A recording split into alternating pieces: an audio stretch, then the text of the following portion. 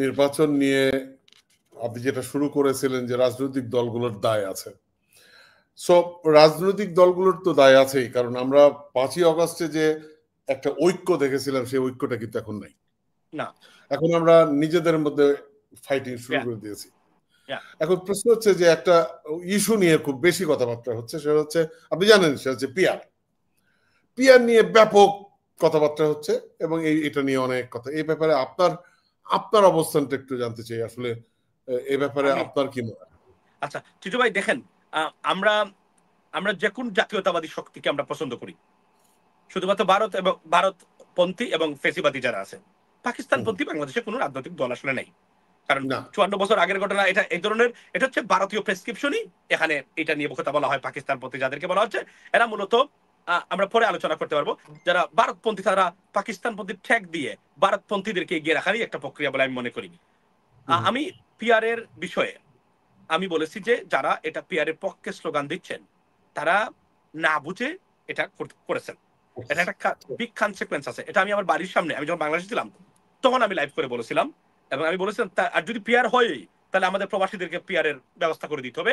আমরা প্রবাসীরা ভোট দিয়ে আমাদের 2% হোক 1% হোক আমাদের জনপ্রতিনিধি বাংলাদেশে জাতীয় সংসদে পিআর পদ্ধতি থাকবে।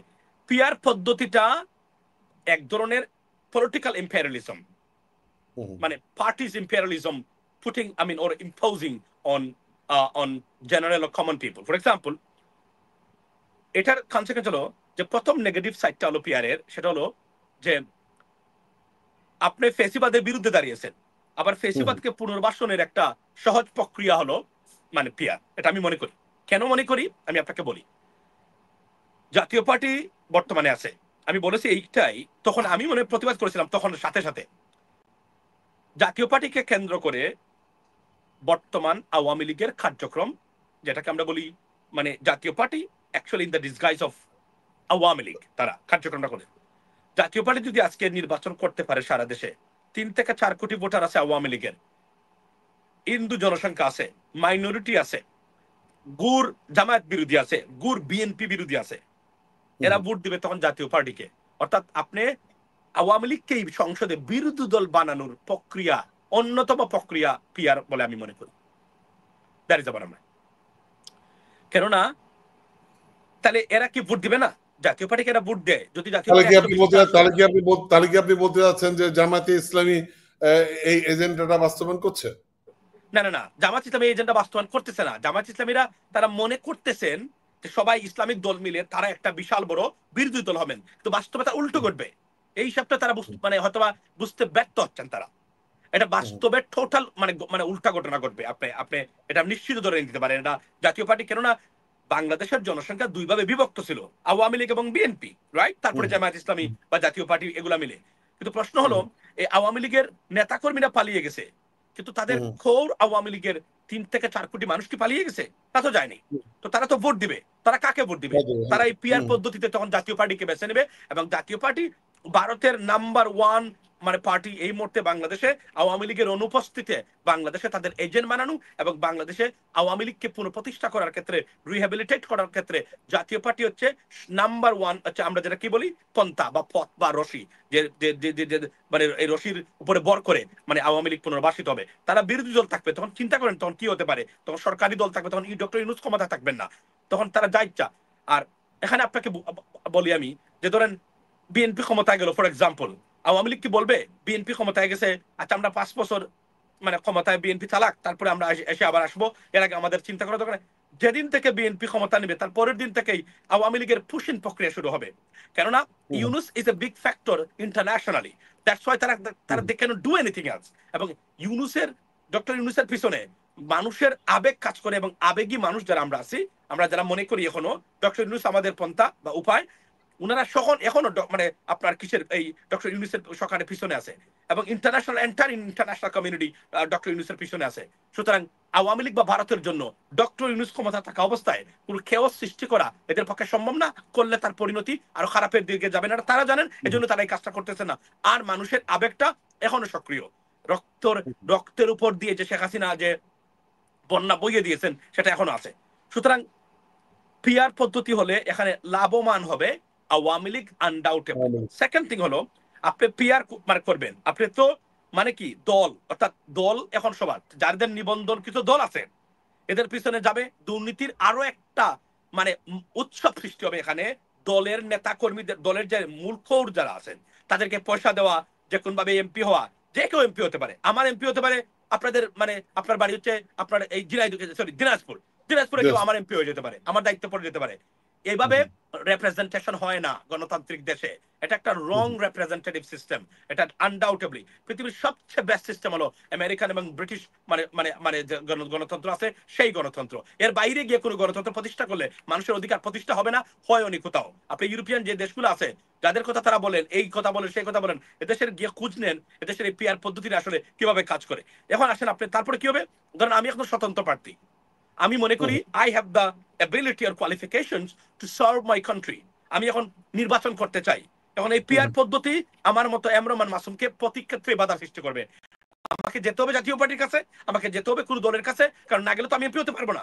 মানে আপনি করলেন কি, দলগুলা নিয়ে গেল টোটাল ব্যবস্থাপনা এবং কুক্ষিগত করে গেল এই ব্যবস্থাটাকে। একটা পর্যায়ে গণতান্ত্রিক কোনো লিডারশিপের তৈরি হবে না, কারণ দলের যারা প্রধান, তখন এই দলের প্রধান হতে, দলের বড় বড় গুরুত্বপূর্ণ পদে থাকতে শত শত কোটি কোটি হাজার কোটি টাকার খেলা এখানে চলবে। আর যেহেতু আমাদের রাজনৈতিক দলগুলো এখন পর্যন্ত মানে স্বচ্ছ না, এখন পর্যন্ত সবচেয়ে গুরুত্বপূর্ণ পয়েন্ট কিন্তু মনে রাখবেন যারা দর্শক আছেন দেখতেছেন, এই যে রাজনৈতিক দলগুলো এদের বাজেট, এদের ক্যাম্পেইন ফাইন্যান্স বা পলিটিক্যাল পার্টিস ফাইন্যান্স গুলো কিভাবে আসে, এটার কোনো ধরনের স্বচ্ছতা নাই, এটাকে অডিট করার ক্ষমতা নাই, অডিট করার কোনো ব্যবস্থা নাই। মানে এখন আমি, আমার কাছে 1000 কোটি টাকা আছে, 100 কোটি টাকা দিয়ে দিলাম। আপনারা শুনেন নাই কিছুদিন আগে উপদেষ্টা হওয়ার জন্য 200 কোটি টাকা একজন এনসিপির নেতাকে উনি মানে কি করেছে মনে নাই, শুনছেন না আপনি? 200 কোটি টাকা অফার করেছিলেন উনি উপদেষ্টা হবেন। আপনি কল্পনা করতে পারেন একজন ব্যক্তি এই সময় 200 কোটি টাকা, যাদের এই যে টাকা পয়সা দিয়েছেন, এই যে চুর যারা চুরি করেছেন, এসালাম কত প্রায় $20 বিলিয়ন নিচে সে পাচার করেছে। মানে আপনার কল্পনা করতে পারেন 2,40,000 কোটি টাকা সে, এর মধ্যে যদি 5,000 কোটি টাকা সে বরাদ্দ করে দলের ভিতরে প্রতিটা দলে তার 2জন করে ব্যক্তিকে নিয়োজিত করার জন্য, he can do it easily. কারণ এই দলগুলা এখনো ওই অর্থে স্বচ্ছ হয় নাই। আপনি এখানে দেখবেন একজন কংগ্রেসম্যান জেলে আছে, তার নাম হচ্ছে George Santos, he was a congressman from Republican Party. Right now he's in jail. Why? Because campaign ফাইন্যান্সের টাকা দিয়ে সে তার ব্যক্তিগত বুটিক গেছে, সে তার মানে হলিডে করেছে, এজন্য সে বর্তমানে কংগ্রেসম্যান জেলে আছে এই মুহূর্তে। বাংলাদেশে কি এই ব্যবস্থা আছে? বাংলাদেশের পলিটিক্যাল পার্টিস গুলার টাকা কোথা থেকে আসে, উৎসটা কে দেয়? এখানে ব্রিটেনে আপনি জানেন টাকা যে দেয় সে এই টাকাটা যে দিল কোন জায়গা থেকে দিল? যেই মাত্র আপনি 1 লক্ষ পাউন্ড দিবেন সেই মাত্র আপনাকে অডিট করা হবে এই 1 লক্ষ পাউন্ড আপনি কোন জায়গা থেকে দিয়েছেন, আপনার ব্যবসায় ওই টাকার ট্যাক্স আপনি দিয়েছেন কিনা। দেখেন কিভাবে চেক এন্ড ব্যালেন্স এবং ধরা। এজন্য যে কেউ চাইলে, মেয়র এরিক অ্যাডামস নিউ ইয়র্কের, উনাকে কেন ইন্ডাইটেড করা হয়েছিল? কারণ উনি তুরস্কে গেছিলেন, টার্কিশ এয়ারলাইন্স তার মানে ইকোনমি ক্লাস থেকে তারটাকে বিজনেস ক্লাসে তারে দেখে, মানে তার যেহেতু he is a celebrity and is a politician, is a mayor of New York City, দিয়েছিল ভদ্রলোকের উপরে পরে ইন্ডাইটেড। প্রেসিডেন্ট ট্রাম্প সেটাকে পার্ডন করে দিয়েছেন। এটা দেখা চেক এন্ড ব্যালেন্স করার ক্ষমতা ব্যবস্থা কি বাংলাদেশে আছে? নাই। তখন দলগুলো হবে নাম্বার 1 ডাকাত এবং এরা জিম্মি করে রাখবে। এরা না বুঝে রাজনীতির সম্বন্ধে কোনো আউটলুক না থাকার কারণে পিয়ার পদ্ধতি নিয়ে কথা বলছেন বলে আমি মনে করি তারা তাদের সুবিধাটা দেখতেছেন যে না তারা পারবেন। আমি মনে করি তাদের পজিটিভ গেস্টার আছে, কিন্তু এই পজিটিভের ভিতরে চূড়ান্ত মাত্রার নেগেটিভিটি অপেক্ষা করতেছে পিয়ার পদ্ধতিতে, এবং এটা একটা ডিজাস্টারিয়াস পদ্ধতি হবে। বাংলাদেশে নতুন নেতৃত্ব গড়েই উঠবে না কোনো দল ছাড়া। আমাকে আরেক দলের নেতার পা বা মাঝের ঠ্যাং যেটা আমরা বলি, মাঝের পা, এটাকে আমাকে মানে হাত দিয়ে আমাকে মালিশ করে দিতে হবে আমি এমপি হওয়ার জন্য, আমি দেশকে সার্ভ করার জন্য। আমার এত বড় যোগ্যতা থাকার পরেও আমি মনে করি এই পিয়ার পদ্ধতিটা কোনো অবস্থাতেই যেন বাংলাদেশে কখনো প্রতিষ্ঠা না হয়। এটা কোনো অবস্থাতে গণতন্ত্রের জন্য সুখ করবে না যতক্ষণ পর্যন্ত না বাংলাদেশের রাজনৈতিক দলগুলো নিজেদের ভিতরে চেক এন্ড ব্যালেন্স, স্বচ্ছতা, আপনার নেতা কি কাজ করে, আপনার নেতার উৎস কি বা নেত্রীর উৎস কি, এখন পর্যন্ত আপনি এস্টাবলিশ করতে পারেন নাই। আপনার দলের টাকা কোন জায়গাতে আছে? আমাদের 20 কোটি টাকা ইনকাম হয়েছে, আমি একজন বললো জামায়াত ইসলামী বললো, জামায়াত ইসলামীকে প্রমাণ করতে হবে বা জাতীয় পার্টিকে প্রমাণ করতে হবে এই যে টাকা পান। দেখেন গণতন্ত্র এই যে এইগুলাই আমরা বলেছিলাম সরকারকে, এই যে এই সরকারকে ব্যর্থতা কোন কোন জায়গাতে? ক্যাম্পেইন ফাইন্যান্স নিয়ে সরকার কি কোনো কিছু করেছে? না, করে নাই। দলীয় তহবিল নিয়ে সরকার কি কোনো আইন মানে করেছে? করে নাই এখন পর্যন্ত। তাহলে যতক্ষণ পর্যন্ত দলীয় ফান্ড ট্রান্সপারেন্সি আনতে না পারবেন চেক অ্যান্ড ব্যালেন্স না আনতে পারবেন, পোস্টার, এটা একটা গ্রেট আইডিয়া, পোস্টারিং করতে পারবেন না। আমি আবারও বলছি, সরকারের ভালো কাজের ভিতরে অনেক ভালো কাজ আছে। ধরেন অর্থনৈতিক ক্ষেত্রে যে রিফর্মস, যে অবস্থায় আমরা আছি, এটা একটা নজিরবিহীন ঘটনা এই মুহূর্তে, আনডাউটেবলি। কিন্তু আইন শৃঙ্খলা বাহিনী থেকে শুরু করে কোর রিফর্মস বা প্রিন্সিপাল রিফর্মস যেগুলা না করলে পরবর্তী দলীয় সরকার এসে এটাকে ম্যানিপুলেট করবে সিস্টেমগুলা। যেখানে আমি গতকালকে আমার লাইভে আপনি দেখেছেন, আমি বলেছি প্রতি ঘরে ঘরে একটা করে লাঠি বানিয়ে রাখতে। ওয়াই? বলেছি আপনার ভোটের অধিকার আর বিচার বিভাগ এই দুই জায়গায় হাত দিলে যত বড় নেতা হোক না কেন আপনার পাশা লাল করে দেওয়ার জন্য। Sorry for my language guys, please forgive me. এটা আমি বলছি, কেন বলছি জানেন? এই যে আমরা আমেরিকাতে আছি, টিটু ভাই কানাডাতে আছে, এখানে অনেক জানোয়ার আছে, গড়টাকে ধরে নিয়ে রাস্তাতে গুলি করে মেরে ফেলবে। কেন করে না জানেন? শুধুমাত্র তার বিচারিক কারণে। আজকের আমেরিকাতে প্রতিদিন, আজকে জানেন ঐতিহাসিক ভাবে আমেরিকান জাস্টিসরা, বিচারপতিরা সবচেয়ে বেশি এই মুহূর্তে, এরা গুম নাই খালি নাই, রিট পালন, তারা প্রেসিডেন্ট সকালে একটা অর্ডার দেয়, বিকালে তারা ব্লক করে। এত ব্যস্ত বিচারকরা, কেননা ভয়ঙ্কর অবস্থা চলছে। প্রেসিডেন্ট ট্রাম্প উনি তার মতো করে যাচ্ছেন, উনি তার মতো করে সাজাচ্ছে চাচ্ছেন তার পলিসি, কিন্তু জাজরা অনেক ক্ষেত্রে এটা ব্লক করে দিচ্ছেন। বিচার ঠিক থাকার কারণে এই চেক এন্ড ব্যালেন্স এখনো আমেরিকাতে আছে বলেই আমেরিকা এখনো পৃথিবীর সেরা দেশ। আর জুডিশিয়ারি ধ্বংস হয়ে যায়, জুডিশিয়ারি ধ্বংস হয়ে গেলে আমেরিকাতে মানে কেউ বসবাস করতে পারবে না। এতটা সুন্দর জুডিশিয়ারি তারা এস্টাবলিশ করেছে। সুতরাং আমি বলছি এই জুডিশিয়ারিটা এখন পর্যন্ত আমূল পরিবর্তন। তবে সুখের কথা বলি যারা দর্শক আছেন, সেটা হলো আপনার বিচার বিভাগ খুলস থেকে বের হয়ে অলরেডি কার্যক্রম শুরু করেছে কিছুটা হলেও। কিভাবে? কয়েকটা রিট তারা নিষ্পত্তি করেছেন, নজিরবিহীন রিট। এর মধ্যে চিটু ভাই আপনি নিজে কিন্তু একটা বেনিফিশিয়ারি। কিভাবে? 6 মাসের মধ্যে বেসরকারি শিক্ষক কর্মচারীদের মানে পেনশন দেওয়া নিশ্চিত করতে হবে, যেটার জন্য আপনি জানেন মানে আমার ভাইয়ের পেনশন অপেক্ষা করতেছে। এই যে এগুলা সরকার থাকলে পারতো না, তাদের উপরে যে কেউ তাকাব্বরি করতেছে না, এখানে এভাবে আসছে। রাজনৈতিক ভাবে আমি জানি না, তবে রিট কিন্তু নিষ্পত্তি করতে, ডাকসুর নির্বাচনের ব্যাপারটা দেখেন, যদি ইন্টারিম গভর্নমেন্ট না চাইতো, তাহলে ধরেন ওনারা যদি হস্তক্ষেপ করতো, তাহলে কিন্তু এরা আসতো না। সাথে সাথে তারা শুনে বলছে যে এটা স্টে করা যাবে না, this is the right of the students মানে to conduct an election at the students union and they have to do that, and দেখেন তারা করে ফেলছে। এই বিচারিক ব্যবস্থা যখন, বিচার বিভাগ এই ধরনের ক্ষমতা যখন থাকবে, এখন দলীয় সরকার থাকলে কি ডাকসু নির্বাচন মানে এটার রায় কিন্তু প্রধান বিচারপতি দিতে পারতেন? I have a doubt about that. Awami League সময় থাকতে পারতো না। ভবিষ্যতে যে দলীয় সরকার যাবেন তার সময় ওনারা করতে পারবেন কিনা, দিস ইজ দ্য আপনার point to be noted, because এই সরকার বিচার বিভাগে হস্তক্ষেপ করবেন কিনা। আমি আবারও বলছি, দেশ নিয়ে কান্নাকাটি করতেছেন করেন, যদি বাঁচতে চান দেশে, রাজনৈতিক যে দুর্বৃত্তায়ন, দলীয় দলগুলোর যে ধরনের অবক্ষয়, যে ধরনের মানে ডিসফাংশনালিটি এবং ডিসঅনেস্টি, যে করাপ্টেড রাজনীতিবিদের বলয় এস্টাবলিশমেন্ট এলিট শ্রেণী গড়ে উঠেছে, লেডিস এন্ড জেন্টলম্যান, একটা জিনিস বলছি, আমার কথা লিখে রাখেন, যদি এটা করতে না পারেন আপনাদের মুক্তি নাই, আপনাদের সন্তানদেরও মুক্তি বাংলাদেশে হবে না। কি? বিচার বিভাগ আর ভোটের অধিকার কেউ কেড়ে নিতে চাইলে প্রয়োজনে আপনাকে লাঠি নিয়ে মাঠে নামতে হবে, তার বিকল্প নাই। এই দুইটা জিনিস নিশ্চিত করতে গেলে যদি পারেন, বাংলাদেশের শেখ হাসিনার 100 শেখ হাসিনা আসলেও আপনাকে কোনোদিন আর জিম্মি করতে পারবে না, আমি আপনাকে বলে দিলাম। কিভাবে? কারণ এই কথাটা আমি বহুবার বলেছি, বারবার বলেছি, মানে বলতেই থাকবো। টিটু ভাই, এটাই আমাদের স্লোগান হওয়া উচিত, প্রতিদিন এইটা নিয়ে আলোচনা করবেন। কোনো কিছু নাই, যা ইচ্ছা তাই করুক, নো প্রবলেম। আওয়ামী লীগ আসুক, আবার বিএনপি আসুক, জামায়াত আসুক, আই ডোন্ট কেয়ার।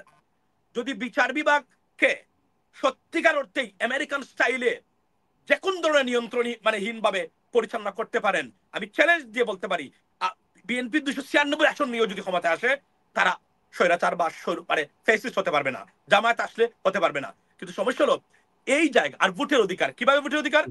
রাজনীতিবিদরা সবচেয়ে বড় ভয় কাকে করে? ভোটারদের। এখন এই ভোটাররাই নাই, ভোট দিতে পারতেছেন না আপনি, তাহলে তার বইয়ের তো জায়গায় নাই।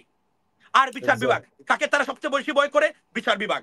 এখন বিচার বিভাগ খেয়ে দিয়েছে আপনার, তাহলে তো আপনাদের এই দুর্বৃত্তায়িত রাজনৈতিক ব্যবস্থা, এই রাজনৈতিক শ্রেণী নামের এই দুর্বৃত্তদেরকে ধরার যে কৌশল, যেটা দুইটা মেকানিজম, একটা আপনার হাতে নাই, তাহলে আপনার জনগণ মরবে না কি তারা মরবে? This is the biggest question. আমাদের স্লোগান হওয়া উচিত এই মুহূর্তে, প্রতি ঘরে ঘরে লাঠি। ভোটের অধিকারে হাত দিবেন, পাতা লাল করে দেব। বিচার বিভাগে হাত দিবেন, পাতা লাল করে কলিজা এনে কুত্তা দিয়ে খাওয়াবো। এই দুইটা স্লোগান যদি ঘরে ঘরে পৌঁছে দিতে পারেন, বাংলাদেশ ফিক্স। কোনো ইন্ডিয়া কোনো কিছু করতে পারবে না। 300 আসন নিয়ে বিএনপি ক্ষমতা আসলে কিছু করতে পারবে না, 300 আসন নিয়ে জামাত আসলে করতে পারবে না। এই দুইটা জিনিস যদি নিশ্চিত করতে পারেন, বাংলাদেশের মানুষ আপনাদের মুক্তির মানে মানে এটা হচ্ছে আপনাদের মুক্তির সংবিধান। এই এমরার সংবিধান, এটা সিলেটি ভাষায় এমরা বলে, খারাপ ভাষা আরেকটা ছিল বললাম না, এগুলো নিয়ে ডোন্ট কেয়ার অ্যাবাউট দ্যাট। এটা কোনো সংবিধানও না, এগুলো হচ্ছে ভারতের প্রযোজ্য প্রপোজড এন্ড প্রডিউসড একটা কনস্টিটিউশন আপনাদেরকে জিম্মি করে রাখার জন্য। Don't worry about that. প্রতি গড়ে গড়ে লাঠি বানিয়ে রাখবেন, আমার ভোটের অধিকারে হাত দিবেন, এই হাত নিয়ে গড়ে যেতে পারবেন না দাদা বাবু অথবা বাবা বাবু অথবা আলেম ওলামা যাই বলেন না কেন। আর আমার বিচারপতিদের, আমার বিচার বিভাগে হাত দিবেন, আপনাকে আমরা ছাড়বো না। কারণ এই বিচার বিভাগ আমার সন্তানের ভবিষ্যৎ, সে কিভাবে বাংলাদেশে থাকবে, কোন যোগ্যতা সে চাকরি করবে, কোথায় থাকবে, তার ভবিষ্যৎ কেমন হবে, আমার গ্র্যান্ডসন গ্র্যান্ড চিলড্রেনের ভবিষ্যৎ কেমন হবে, সেটাই নিশ্চিত করবে। এটা নিশ্চিত করতে গেলে যদি একটা না 5টা করে লাঠি করে বানাতে হয়, do it now. That's the bottom line.